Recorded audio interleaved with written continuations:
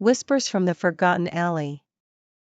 Anna loved exploring her hometown, especially its older parts.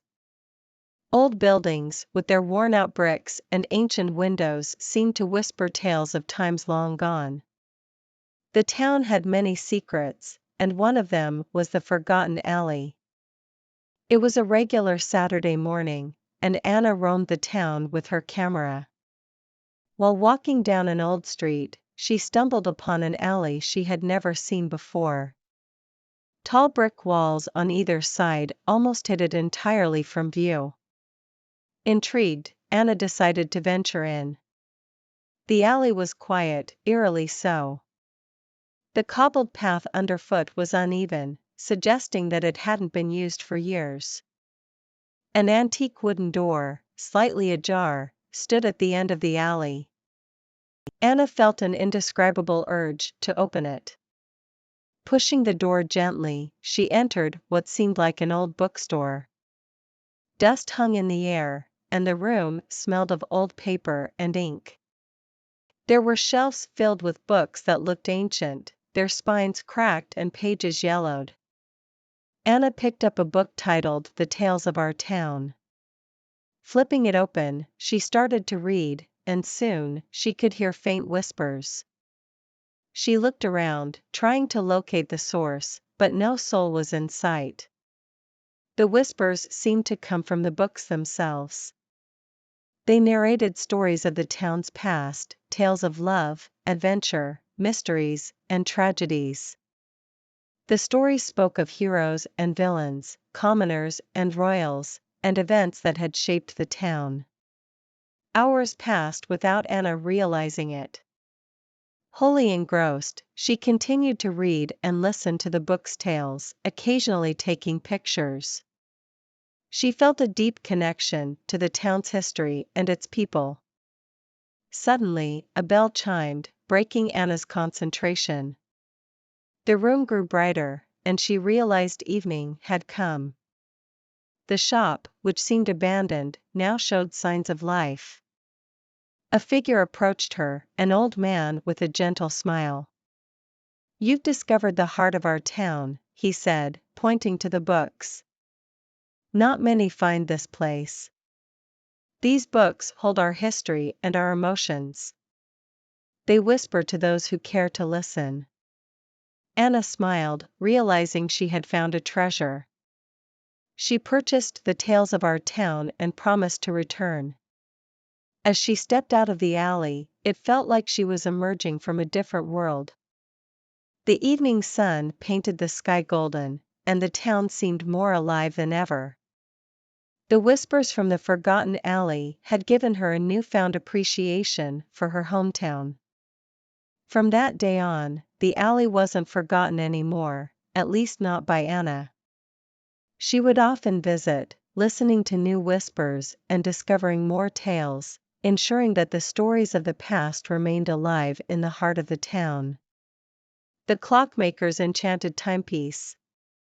In the heart of the bustling city, nestled between modern shops, was a quaint little store that seemed to belong to another era. Its sign read, "Oliver's Clocks and Watches." Inside, every wall was adorned with clocks of all shapes and sizes, their ticks and talks creating a comforting symphony. At the back of the store, behind a wooden counter, stood the elderly clockmaker, Oliver. With silver hair, twinkling eyes, and hands that moved with surprising agility, he was a master of his craft. One day, a young girl named Elsie entered the shop. She was drawn to a peculiar pocket watch displayed in a glass case. It had a golden chain and a silver cover engraved with intricate designs. "That's a special timepiece," Oliver said, noticing her interest. Elsie looked up, her eyes filled with curiosity. "What makes it special?" Oliver leaned in and whispered, "It's said that this watch has the power to slow down or speed up time, but only for the person who holds it." Elsie chuckled. "Sounds like a fairy tale." Many things seem like fairy tales until they become real, Oliver smiled. Intrigued, Elsie bought the pocket watch. As she left, Oliver said, "Remember, great power comes great responsibility."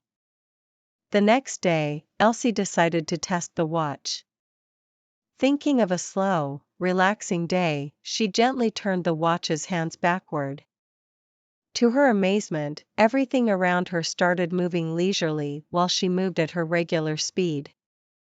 Thrilled, Elsie spent her day reading books, taking long walks, and enjoying her slowed-down world.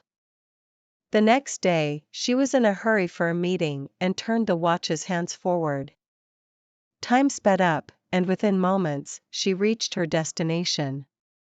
Days turned into weeks, and Elsie started using the watch to control her days.